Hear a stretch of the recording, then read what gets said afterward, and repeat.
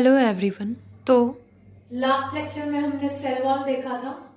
अब हमारा आज के लेक्चर में टॉपिक होने वाला है प्लाज्मा मेम्ब्रेन। प्लाज्मा मेम्ब्रेन जब हमने सेल की बेसिक स्ट्रक्चर देखी थी वहां देखा था कि इसे यूनिवर्सल मेम्ब्रेन के नाम से जानते हैं, क्योंकि कोई भी सेल हो, चाहे वो प्रोकैरियोटिक सेल हो या फिर यूकैरियोटिक सेल, वहां इसकी प्रेजेंस होती ही होती है। अगर सेल की हमने बाउंड्रीज की स्टडी की है, हमने different type of cell boundaries देखी है, तो हमने हर जगह ये देखा है कि एडिशनल बाउंड्रीज हो या ना हो, बट प्लाज्मा मेम्ब्रेन हर टाइप के सेल में as a cell boundary present होती ही होती है। तो आज हम देखेंगे प्लाज्मा मेम्ब्रेन की डेफिनेशन, उसका स्ट्रक्चर और उसके डिफरेंट मॉडल्स। तो सबसे पहले डेफिनेशन से शुरू करते हैं।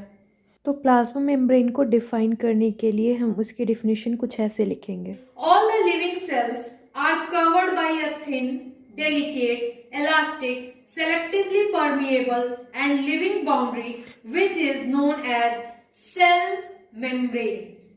ये तो प्लाज्मा मेम्ब्रेन की डेफिनेशन हो गई। आगे अब इम्पोर्टेंट पॉइंट्स देखते हैं। तो हमारा पहला पॉइंट जो है, it is a thin, elastic, selectively permeable and living boundary. अब आप देखो, यहाँ पे हम ड्रॉ करते हैं, ये हमारा हुआ न्यूक्लियस, ये हमारी सेल की बाउंड्री हो गई, पहली बाउंड्री। ये हमारे सेल की जस्ट इसके बाहर दूसरी बाउंड्री हो गई। सेकंड बाउंड्री के बाद अब हमारी आएगी थर्ड बाउंड्री, और ये हमारी थर्ड बाउंड्री यहाँ पे आउटर मोस्ट बाउंड्री होगी। ये हमारा था न्यूक्लियस, ठीक। ये जो थिन मेम्ब्रेन है, जो कि अंदर की तरफ से पहली मेम्ब्रेन है, इसे हमने बोला था प्लाज्मा मेम्ब्रेन। इसे हम पीएम से डिनोट कर ले रहे हैं यहाँ पे। इसके बाद हमारी आई थी सेल वॉल, जिसे हम CW से डिनोट कर रहे हैं यहाँ पे। इसके बाद तीसरी लेयर जो कि कहीं कहीं प्रेजेंट है, ये हमारी थी ग्लाइकोकैलिक्स।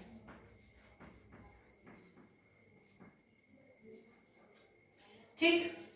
अब इनको देखने के बाद हमने इस लेयर को अपने लास्ट लेक्चर में पढ़ा था। यहाँ आप ग्लाइकोकैलिक्स एक सेकंड के लिए यहाँ से इरेज कर लो, इसे हमें अभी नहीं पढ़ना है, इसे हम आगे पढ़ेंगे। हमने इस स्ट्रक्चर को पढ़ा था, यानी कि जो सेकंड नंबर बाउंड्री है सेल की, सेल वॉल को। अब हम इस थिन स्ट्रक्चर को पढ़ेंगे, जो कि हर सेल में as a cell boundary present होती है, प्लाज्मा मेम्ब्रेन। ये मेम्ब्रेन जो है वो थिन होती है। हमने जब देखा था सेल वॉल को, तो हमने देखा था वो थिक लेयर होती है जिसमें बहुत सारे डिपोजिशंस होते हैं, और बट ये एक थिन मेम्ब्रेन होती है। थिन मेम्ब्रेन होती है। थिन मेम्ब्रेन होने के साथ साथ ये इसमें कोई रिजिडिटी नहीं होती है, ये काफी इलास्टिक मेम्ब्रेन है। बट जो सबसे इंपॉर्टेंट पॉइंट है जिसे हमने यहाँ पे हाईलाइट किया है बॉक्स में, सेलेक्टिवली परमिएबल। प्लाज्मा मेम्ब्रेन का सबसे बड़ा कैरेक्टरिस्टिक उसका सेलेक्टिवली परमिएबल होना होता है। सेलेक्टिवली परमिएबल टर्म को आप देखो, आपने परमिएबल सुना होगा, इम्परमिएबल सुना होगा, सेमी परमिएबल भी आपने सुना होगा। यहाँ पे हम देख रहे हैं सेलेक्टिवली परमिएबल। हमने जो देखा था सेल वॉल, सेल वॉल जो है उसके थ्रू किसी भी एलिमेंट के पासेस के लिए जो इंपॉर्टेंट है वो ये है कि वहां पे एक कॉन्सेंट्रेशन ग्रेडियंट होना चाहिए। किसी भी एलिमेंट को यहाँ सेल वॉल के थ्रू अगर अंदर की तरफ या बाहर की तरफ जाना है, सिर्फ और सिर्फ कॉन्सेंट्रेशन ग्रेडियंट यहाँ वर्क कर रहा है। बट अगर आप देखो प्लाज्मा मेम्ब्रेन को, इसे सेलेक्टिवली परमिएबल इसलिए कहा जाता है क्योंकि यहाँ इसके थ्रू सेल के अंदर या सेल के बाहर किसी भी एलिमेंट की पासेस होनी है अगर, तो उस चीज के लिए सिर्फ कॉन्सेंट्रेशन ग्रेडियंट ही एक कंडीशन नहीं होती है। सबसे बड़ी कंडीशन जो होती है वो ये है कि सेल की रिक्वायरमेंट क्या है। कॉन्सेंट्रेशन ग्रेडियंट के साथ साथ सेल की रिक्वायरमेंट भी बहुत बड़ा रोल प्ले करती हैं प्लाज्मा मेम्ब्रेन के थ्रू किसी भी मटेरियल के पैसेज के लिए। किस मटेरियल की कितने अमाउंट में सेल को ज़रूरत है, उसके अनुसार ही प्लाज्मा मेम्ब्रेन उस मटेरियल के इनटेक को अलाउ करता है उस क्वांटिटी में सेल के अंदर, और कब कौन से मटेरियल को सेल से एक्सपेल करने की ज़रूरत है और कितनी क्वांटिटी में एक्सपेल करना है, इसके अनुसार ही उस मटेरियल को सेल मेम्ब्रेन के थ्रू डिफ्यूज़ होके या फिर दूसरे चैनल्स के थ्रू प्लाज्मा मेम्ब्रेन बाहर जाना अलाउ करता है। बट आप इसे ईज़िली अगर समझना चाहते हो तो इस एग्जांपल से समझ सकते हो कि एक बिल्डिंग है, वहाँ पे केवल एक गेट है, और दूसरी बिल्डिंग है जहाँ पे गेट पे एक सिक्योरिटी गार्ड है। तो उस बिल्डिंग में जहाँ पे केवल गेट है, वहाँ पे कोई भी आसानी से गेट को खोल के आ और जा सकता है बिना किसी रोक टोक के। बट जिस बिल्डिंग पे गार्ड है, वो गार्ड केवल उन्हीं लोगों को अंदर आने देगा या फिर घर से या बिल्डिंग से बाहर जाने देगा जिन्हें अलाउ किया जाएगा। डैट मीन्स यहाँ पे जो गेट है वो वेल प्रोटेक्टेड है, इजी पासिस नहीं है, ना ही अंदर ना ही बाहर। सेलेक्टिवली परमिएबल, ये पॉइंट क्लियर हो गया। अब नेक्स्ट देखते हैं। All living cells are covered by it, और इसी कारण हमने वहां पॉइंट हाईलाइट कर रखा है, हमने मेंशन किया है, it is a universal structure. Universal structure क्यों? हमने प्रोकैरियोटिक सेल की स्टडी की, हमने यूकैरियोटिक सेल की स्टडी की। यूकैरियोटिक सेल में हमने प्लांट सेल और एनिमल सेल के टिपिकल स्ट्रक्चर को भी देखा, तो वहाँ हमें देखने मिला कि एक मेम्ब्रेन वहां कॉमन है, वो है हमारी प्लाज्मा मेम्ब्रेन। इसीलिए इसे हमने कहा कि ये एक यूनिवर्सल स्ट्रक्चर है। अब आप देखो कि प्लाज्मा मेम्ब्रेन, इसे और नामों से भी जानते हैं, cell membrane, plasmalemma and biomembrane. Plasma membrane के अलावा इन तीनों नाम से भी हम इसे जानते हैं। तो ये तीनों नाम जो है वो अलग अलग लोगों ने इसे दिया। सबसे पहले हम सेल मेम्ब्रेन जो टर्म थी वो उसकी नाज़ेली एंड क्रेमर ने। अगर आप देखो कि प्लाज्मा मेम्ब्रेन को प्लाज्मा लेमा किसने कहा? जेक्यू रोय। अब तीसरी जो है वो बायो मेम्ब्रेन। और अब अगले पॉइंट्स पे हम चलते हैं कि हमने देखा था वहां पे सेल वॉल में कि एलिमेंट्स क्या क्या हैं, किन एलिमेंट से मिलके वो बना है। तो यहाँ भी हम देखेंगे, ये तो उससे भी इंपॉर्टेंट मेम्ब्रेन है क्योंकि ये यूनिवर्सल मेम्ब्रेन है, हर सेल में पाई जाती है। दैट मींस अगर आपको सेल अच्छे से पढ़ना है किसी भी सेल को, तो आपको उसकी प्लाज्मा मेम्ब्रेन को भी पढ़ना होगा। तो नेक्स्ट पॉइंट हम देखते हैं, it possesses lipid, protein and carbohydrate. यानी कि प्लाज्मा मेम्ब्रेन जो है वो लिपिड, प्रोटीन और कार्बोहाइड्रेट से मिलकर बना होता है। अब आप देखो कि यहाँ तीन कंपोनेंट्स हैं, तो ये तीनों कंपोनेंट्स का कुछ तो रेशियो होगा ना। ऐसा थोड़ी है कि कभी कितना है, कुछ भी है, कितना भी रेशियो, ऐसा नहीं है। एक डिफिनिट स्ट्रक्चर के लिए इनका एक डिफिनिट रेशियो में भी होनी जरूरी है। तो अब आप देखो next point, ratio of protein and lipid varies considerably in different cell types. यानी कि ये एक रेशियो में ही प्रेजेंट होते हैं प्रोटीन और लिपिड, मगर सेल टू सेल ये रेशियो जो है वो वेरी करता है। यानी कि अगर आप आरबीसी और मसल सेल दोनों के प्लाज्मा मेम्ब्रेन को देखो तो वहां पे आपको थोड़ा सा वेरिएशन मिलेगा प्रोटीन और लिपिड के रेशियो में। एग्जांपल के तौर पे आप एक रेशियो देख लो, यहाँ पे हमने मेंशन किया है एरिथ्रोसाइट सेल्स ऑफ ह्यूमन। यहाँ पे आप देखो लिपिड जो है उसका परसेंटेज है 40%, यानी कि 40% लिपिड यहाँ प्रेजेंट है, 58 to 59% आपका यहाँ पे प्रोटीन है। लिपिड्स, यहाँ ध्यान से देखो मैंने लिपिड्स लिखा है एंड प्रोटीन्स, ठीक। और हमारा तीसरा एलिमेंट जो है वो है हमारा कार्बोहाइड्रेट, जो कि 1 से 4%। ये अप्रोक्सीमेटली सेम ही होता है।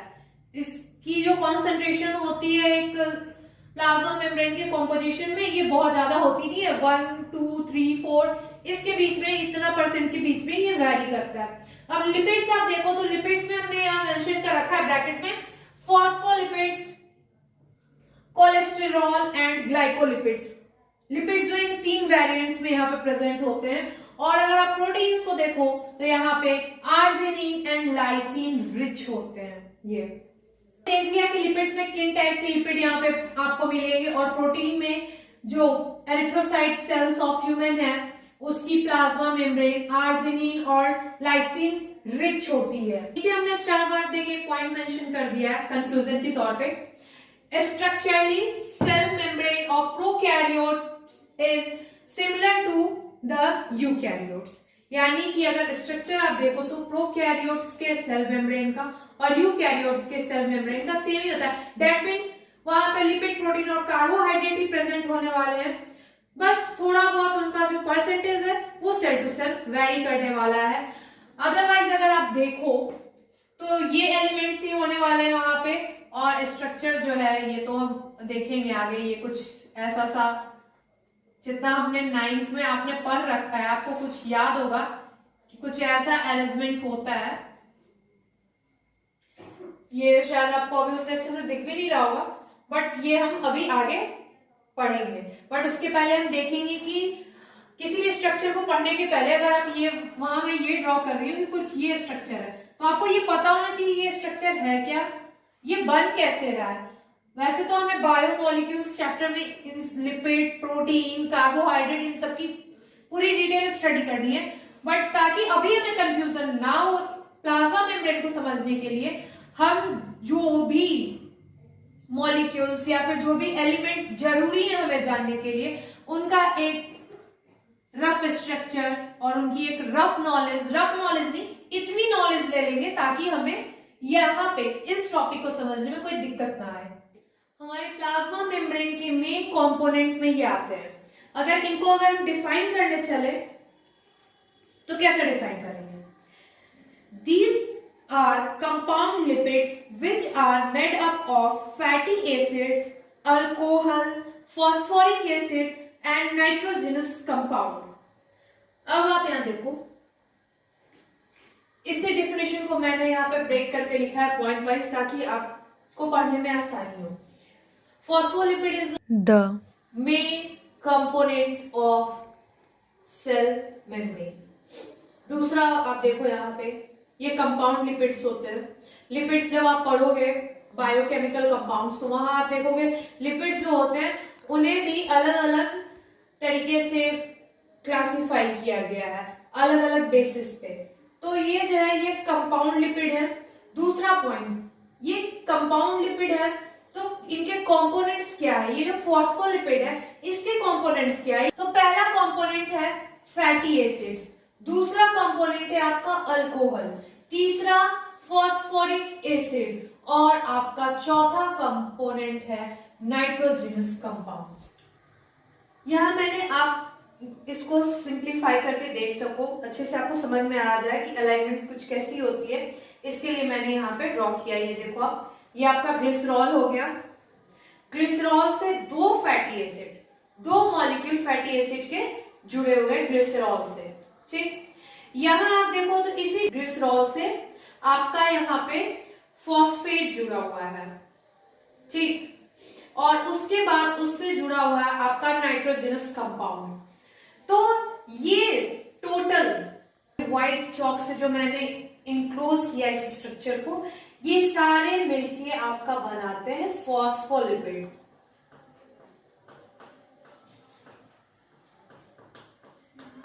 ये आपके फॉस्फोलिपिड का स्ट्रक्चर कुछ ऐसा होगा। एक तरीके से आप जान लो ये बेसिक इसका हमने ढांचा देख लिया है। अब अलग अलग फॉस्फोलिपिड्स कैसे होते हैं, क्या होते हैं, उनकी कंप्लीट डिटेल स्टडी हम आगे करेंगे। पहले इसका एक ओवरव्यू जानना जरूरी था कि कैसे अलाइनमेंट होती है।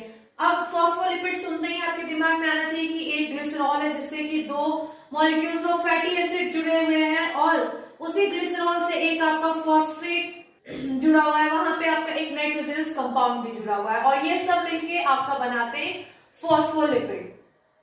फॉस्फोलिपिड आप देख रहे हो, ये देखो, ये जो दो फैटी एसिड है ना, ये दो फैटी एसिड ये जो है आपके नॉन पोलर एंड। ये तो हमने कंपोनेंट्स की अलाइनमेंट देखी, अब देखते हैं कि फॉस्फोलिपिड का स्ट्रक्चर जो है वो होता कैसा है। यहाँ देखो आपके फॉस्फोलिपिड का जो स्ट्रक्चर होता है ना, ये आपको कुछ ऐसा दिखेगा। तो फॉस्फोलिपिड के अगर स्ट्रक्चर को आप देखो तो यहाँ पे आपका ये देखो, एक आपका हो जाता है ये पोलर हेड और दूसरा आपका होता है नॉन पोलर टेल। ठीक, इसके दो पार्ट होते हैं मेन। ये आपका हेड जो है ये पोलर होता है, इसी को आप बोल सकते हो पोलर एंड, और ये जो टेल है इसको आप बोल सकते हो नॉन पोलर एंड। तो पोलर एंड और नॉन पोलर एंड, तो ये जो दो फैटी एसिड्स आपको दिख रहे हैं, ये दो फैटी एसिड्स यहाँ देखो, ये फैटी एसिड जो है यही आपका बनाते हैं नॉन पोलर टेल। तो यहाँ मैंने लिख रखा है यहाँ पे, ये आपका नॉन पोलर एंड बनाते हैं। वहां पे जो आपने हेड का पोर्शन देखा है वो हो गया आपका पोलर एंड। तो वो आप देखो वो किन के मिलने से बनता है, वो आपके फॉस्फेट और नाइट्रोजनस कंपाउंड के मिलने से यहाँ पे आपका पोलर एंड यानी कि वो हमारा जो पोलर हेड है वो बनता है। वो आपका स्ट्रक्चर हो गया। अब यहाँ पे आप पॉइंट्स देखो, आपको पॉइंट्स क्या देखते हैं फॉस्फोलिपिड में, ऊपर के ये पॉइंट देख लिए, अब ये जो कुछ और पॉइंट्स है इन्हें भी देखते हैं। These have both hydrophilic polar and, हमारा जो पोलर एंड है दैट मीन्स जो हमारा हेड है वो है हाइड्रोफिलिक। ये आप देखो, यहां देखो हाइड्रो एंड फिलिक। ठीक, यहां पे आपको एक और टर्म मिलेगा हाइड्रो के साथ फोबिक। ये दो टर्म आपको यहां मिलेंगे। तो आप हाइड्रो, हाइड्रो ये तो आप देख के क्लियर हो गए, that means water. Philic that means loving, यानी कि वाटर के साथ इसकी एफिनिटी है, ये वाटर से इसको कोई फोबिया नहीं है। ठीक, और hydro and phobic, hydro water, phobic यानी कि फोबिया आप बोलते हो जिससे डर, फियर। दैट मीन्स ये इंड जो है, जो इंड हाइड्रोफोबिक होगा वो वाटर से दूर भागेगा, और जो इंड हाइड्रोफिलिक होगा वो वाटर की तरफ भागेगा। ये दो टर्म्स हो गए। अब आप इस पॉइंट को देखो, इजिली आप समझ पाओगे। अब these have both hydrophilic polar end and hydrophobic non polar end. ठीक, तो जैसे आप वहां देख रहे हो हेड जो है वो हमारा पोलर एंड है, यानी कि हेड जो है वो पोलर पार्ट है। पोलर पार्ट हमने क्या देखा है कि पोलर पार्ट जो है वो हमारा है हाइड्रोफिलिक। पोलर हेड जो है हमारा वो है हाइड्रोफिलिक, दैट मींस उसकी वाटर से एफिनिटी है, तो वो वाटर से दूर नहीं भागेगा, वाटर की तरफ भागेगा। और हमारा जो नॉन पोलर एंड है दैट मींस जो फैटी एसिड वाला पार्ट है, जो हमारा टेल पार्ट है, वो है हाइड्रोफोबिक टेल पार्ट। सॉरी,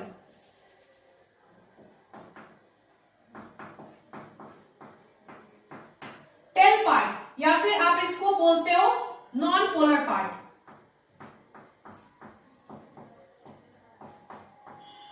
ठीक, ये जो है आपका हाइड्रोफोबिक है, दैट मींस ये वाटर से दूर भागेगा। तो इस अगर ये आपका देखो, ये एक फॉस्फोलिपिड है, तो ये हेड वाला जो पार्ट है ये वाटर की तरफ रहेगा, जिधर वाटर रहेगा उधर ये आराम से रह सकता है, क्योंकि इसको ये हाइड्रोफिलिक है यानी वाटर लविंग है, तो ये वाटर के साथ ही रहना पसंद करेगा। और ये पार्ट जो है आपका ये हाइड्रोफोबिक होने के कारण वाटर से दूर रहेगा। यानी कि अगर आप यहां कोई एक्वस मीडियम है, यानी यहाँ पानी है अगर एक टब में, और आप एक फॉस्फोलिपिड को डाल दो, तो ऑटोमेटिकली अपनी अलाइनमेंट कुछ ऐसे कर लेगा, ये ऐसे आ जाएगा, ताकि आपका जो हेड वाला पार्ट है हाइड्रोफिलिक होने के कारण ये वाटर की साइड आ जाएगा, और हाइड्रोफोबिक होने के कारण जो टेल वाला पार्ट है वो वाटर से अपोजिट डायरेक्शन में चला जाएगा, जिससे इसका वाटर से कांटेक्ट कम हो जाए या फिर ना ही हो बिल्कुल। नेक्स्ट पॉइंट देखते हैं। Such molecules are called amphipathic, क्योंकि ये एक ऐसा मॉलिक्यूल है फॉस्फोलिपिड जिसपे कि पोलर, नॉन पोलर या फिर हाइड्रोफोबिक एंड हाइड्रोफिलिक दोनों पार्ट एक साथ एग्जिस्ट कर रहे हैं, इसीलिए इसे हम बोलते हैं एम्फीपैथिक। ये मैंने अलग कलर से हाईलाइट किया, इस टर्म को आप ध्यान देना, क्योंकि ये आपके कॉम्पिटिटिव एग्जाम्स में पूछा जा सकता है। दूसरा पॉइंट, नेक्स्ट पॉइंट जो है हमारा, यहाँ मैंने स्टार मार्क कर रखा है, आप ध्यान से देखो। Due to this property phospholipids form bimolecular layer in cell membrane. Cell membrane की स्ट्रक्चर हमने अपने प्रीवियस क्लासेस में पढ़ी है, थोड़ा बहुत हम जानते हैं, डिटेल हम आगे पढ़ेंगे, बट हम वहां देखते हैं क्या, कुछ ऐसा स्ट्रक्चर होता है, बहुत ज्यादा हमें बड़ा भी ड्रॉ करने की जरूरत नहीं है, हमें बस अभी इतना ही देखना है, ठीक। ऐसा स्ट्रक्चर होता है, ऐसा स्ट्रक्चर हमारे फॉस्फोलिपिड के इसी प्रॉपर्टी के कारण होता है। क्यों? क्योंकि आप ध्यान से देखो, हमने हाइड्रोफोबिक हाइड्रोफिलिक ये समझ लिया। अब आप देखो कि अगर ये एक ही लेयर अगर रहे, ठीक, और यहां पे आपका ऐसा मीडियम है जिसमें कि वाटर है, ठीक, तो वाटर है, तो अगर ये एक लेयर है दूसरी लेयर ना रहे तो ये किसी भी अलाइनमेंट पे हो जाए, ये जो आपका हाइड्रोफोबिक पार्ट है वो वाटर के कांटेक्ट में आएगा नहीं आएगा, तो उससे बचने के लिए यहाँ पे फिर एक ऐसा पैटर्न जो होता है फॉस्फोलिपिड्स बनाते हैं, ताकि जो दोनों हाइड्रोफोबिक पार्ट है वो अंदर की तरफ आ जाए, जिससे ये वाटर के कांटेक्ट में ना आए, और जो हाइड्रोफिलिक पार्ट है वो बाहर की तरफ रहे, जिससे वाटर के कांटेक्ट में वो आराम से रह सके। प्लाज्मा मेम्ब्रेन की स्ट्रक्चर देखने के पहले हम कुछ फॉस्फोलिपिड्स के स्ट्रक्चर को देख लेते हैं, ताकि हमें आगे जब भी हम इन टर्म्स को यूज करें, इन फॉस्फोलिपिड्स के नाम को यूज करें, तो इनका स्ट्रक्चर आपके दिमाग में क्लियरली विजिबल होना चाहिए, ताकि उस टाइम पे कोई प्रॉब्लम नहीं हो। तो सबसे पहले हम शुरू करते हैं यहाँ से। ये देखिए आप, यहाँ पे हमने देखा था कि फॉस्फोलिपिड के कंपोनेंट्स में क्या क्या होता है, ग्लिसरॉल, फैटी एसिड, फॉस्फेट और एक कोई नाइट्रोजिनस कंपाउंड। अब देखते हैं यहाँ पे, ये है हमारा ग्लिसरॉल, ये जो स्ट्रक्चर है यहां तक, बस ये स्ट्रक्चर जो है आपका, ये ग्लिसरॉल है। ग्लिसरॉल जो है वो क्या है, ग्लिसरॉल एक तरह का नेचुरली अकरिंग अल्कोहल है, ठीक, क्योंकि यहां पे आप देखो phospholipid,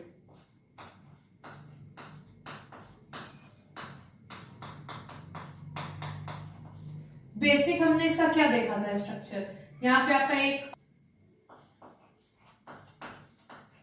glycerol plus fatty acid plus phosphate plus nitrogenous compound, इसे हम एनसी यहां पे लिखते हैं शॉर्ट फॉर्म में, ठीक। तो ये हमारा ग्लिसरॉल, ग्लिसरॉल के बाद ये हमारा दो फैटी एसिड। अब हम देखते हैं ये ग्लिसरॉल और फैटी एसिड के मिलने से ये हमारा जो डाइग्लिसराइड है ये कैसे बन रहा है। यहां देखो ग्लिसरॉल में ये आपका हाइड्रोक्सिल ग्रुप, यानी यहाँ OH लगा हुआ है, यहां पे आप देखो ये जो है हमारा COOH, इसको हमने ऐसे लिख दिया है ताकि आप वहां पे जो बॉन्ड फॉर्मेशन या जो एलिमिनेशन हो रहा है उससे आप अच्छे से समझ सको। यहां पे देखो, यहां से एक H, ये जो बॉक्स में हमारा आ रहा है, यहां से एक H और यहां से एक OH, फिर यहाँ पे आपका एक H, यहाँ पे OH, ये क्या हो गया, first carbon, second carbon, third carbon.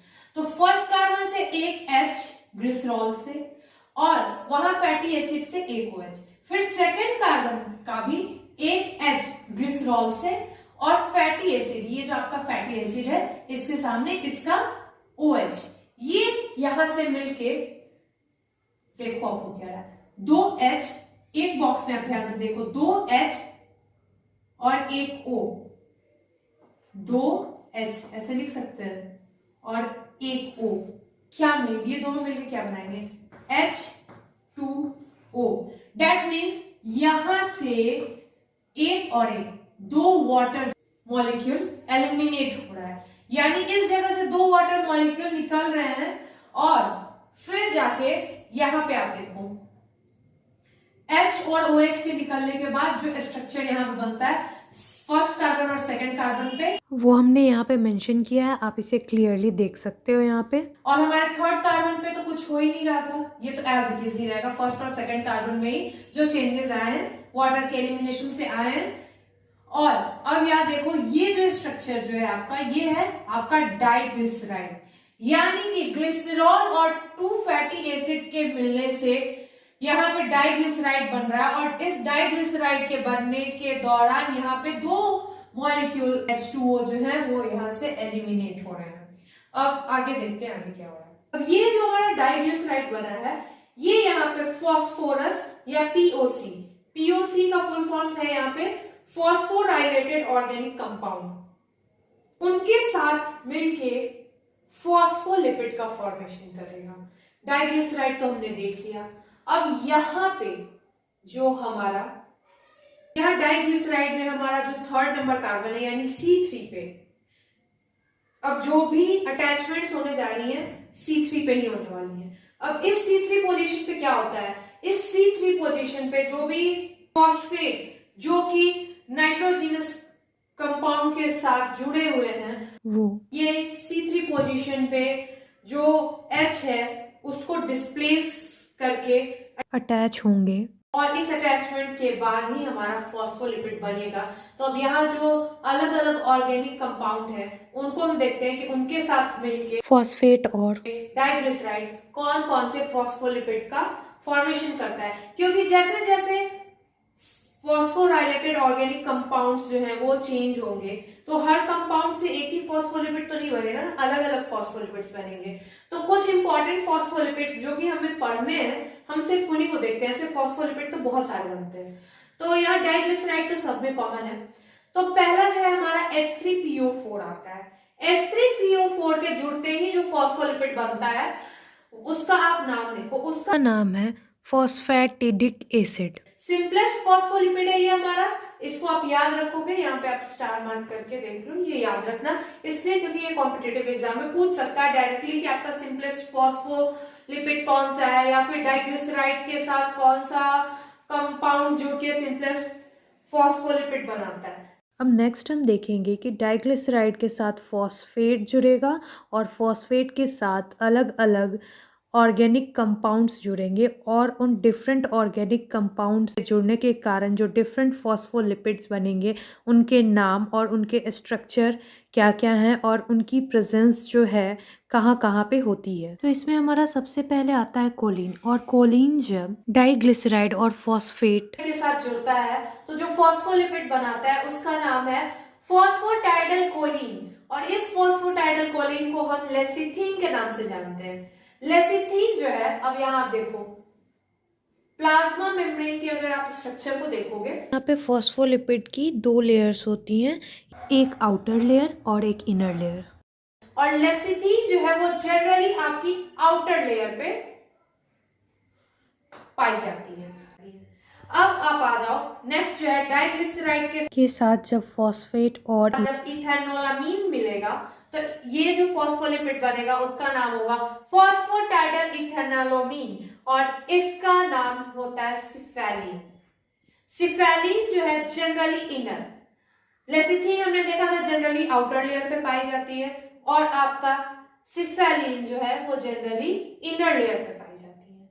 Next आप आओ, आइनोसिटॉल जब डाइग्लिसराइड और फॉस्फेट के साथ मिलेगा तो जो फॉस्फोलिपिड बनेगा उसका नाम होगा फॉस्फोटाइडल आइनोसिटॉल, और ये जो है रेयरली इनर साइड पे पाया जाता है।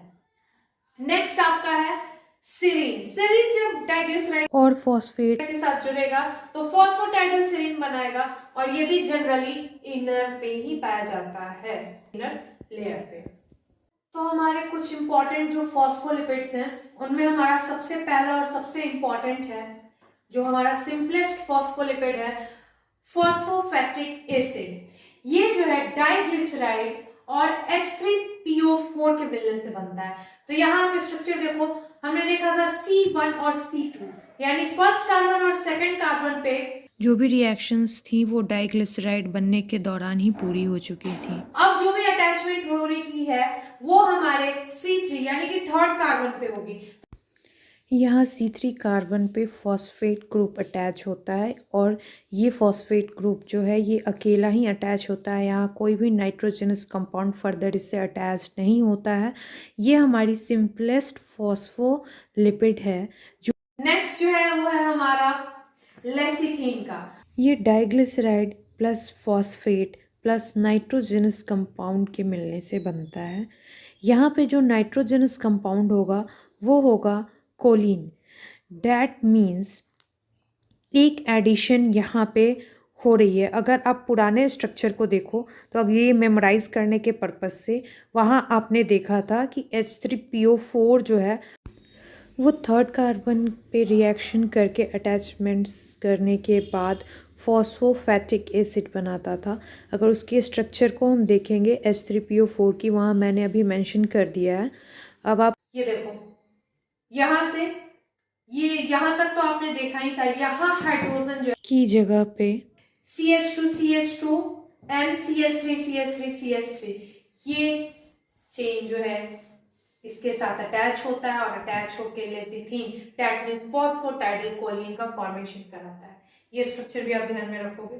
नेक्स्ट जो है वो है हमारा फॉस्फोटाइडल इथेनोलामीन।